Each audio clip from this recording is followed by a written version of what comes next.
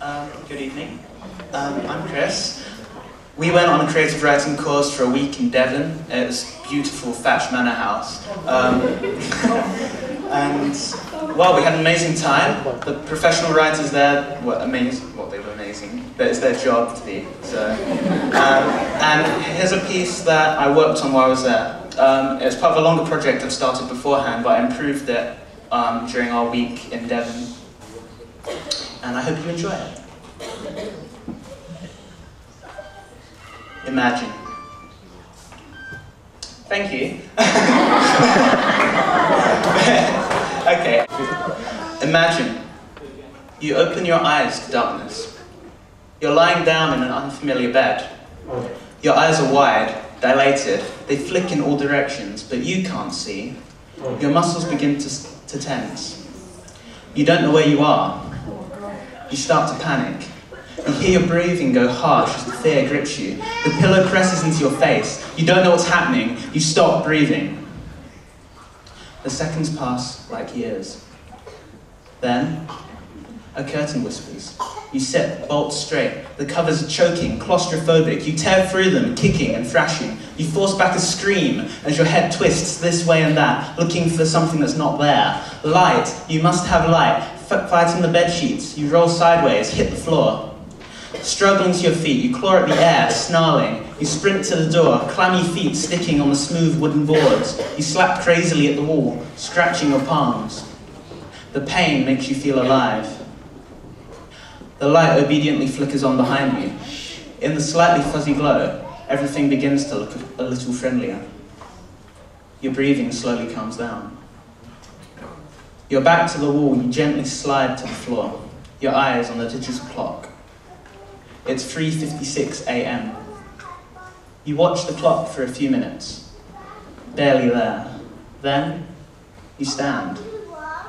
You walk over to the wall, to an outsized panel of cast iron and glass. Pinch your face in the mirror. A crisp business card is clipped beneath one of the curlicues which grow from the ornate metal frame. It reads, Alabaster and Nash, Chartered Detective Agency, offices 125 to 127, Strand, the New London Archipelago. And slowly, the memories begin to seep back. You are Jonas Alabaster. Imagine that.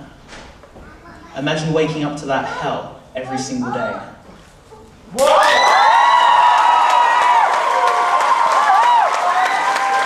I'm Natalie J.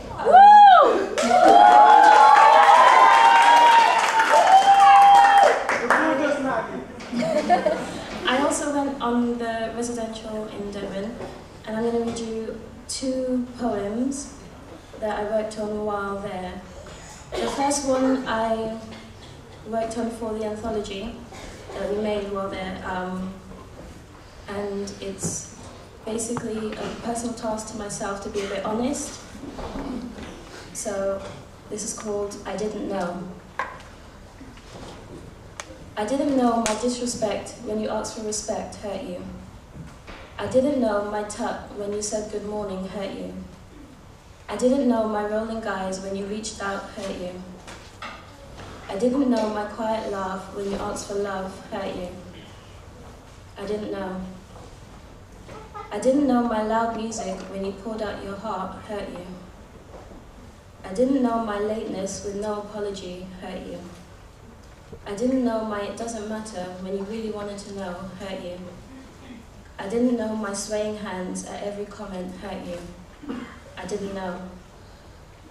I didn't know my no reply to texts hurt you. I didn't know my abrupt ends to lovey-dovey calls hurt you. I didn't know my let's be friends hurt you. I didn't know my deletion from Facebook hurt you. I didn't know. I did know, because you never said it hurt you.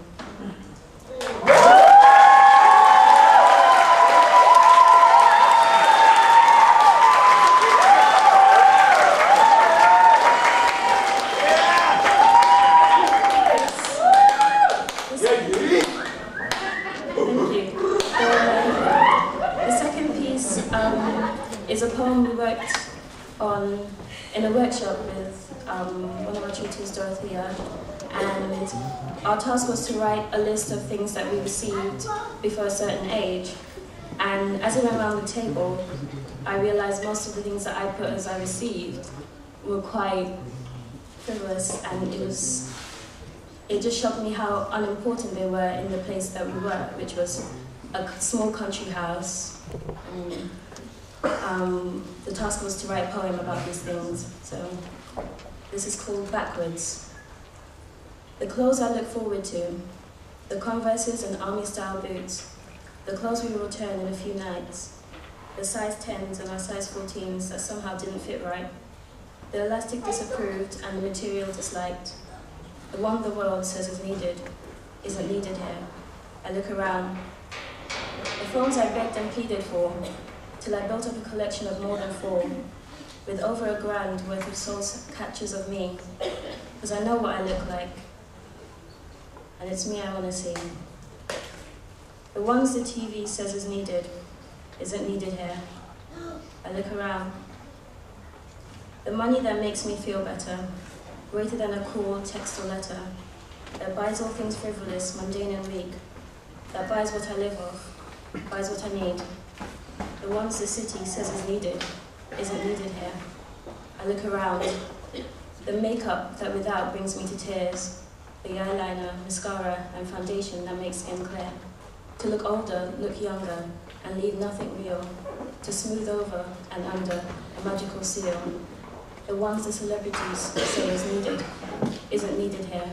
I look around. The gadgets I drag my mum to buy, play with for a day, put away and sigh, that pop and crackle and answer my call, and come all this way to do nothing at all. The ones the posters says is needed, isn't needed here. I look around, I looked around, and there was peace. Whoa!